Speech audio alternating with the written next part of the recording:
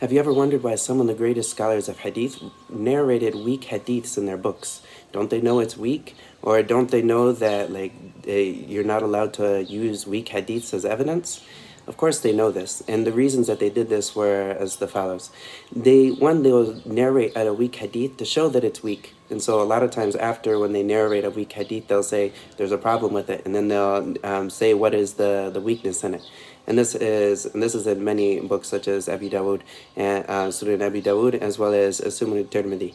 A lot of times they will narrate it and then they'll tell that it's weak right afterwards. So it's to actually show that this is the weakness, and sometimes that it's the best that it gets. Also, another reason that they will narrate weak hadiths is because this hadith is weak by itself, but if there was another evidence that came alongside of it, maybe it would be able to come from the level of weak to acceptable. And so this is another reason that they put it out there, hoping that someone in the future, maybe they find another evidence for it and they put it together, and with all of these things, it comes out to be acceptable. Another reason that they do this as well is that not all narrators are the same, and so narrators some of them are strong in their memorization, some of them are weak.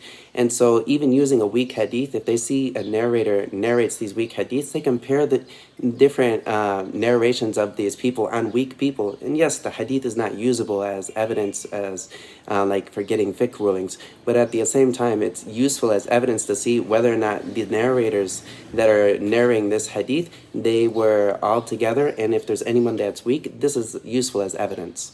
When they put this together and they see all of these people narrated this way, but this guy went against everyone else, so they know this guy didn't have as strong in memory as the rest of them, even if there's a problem in the chain farther back down the line.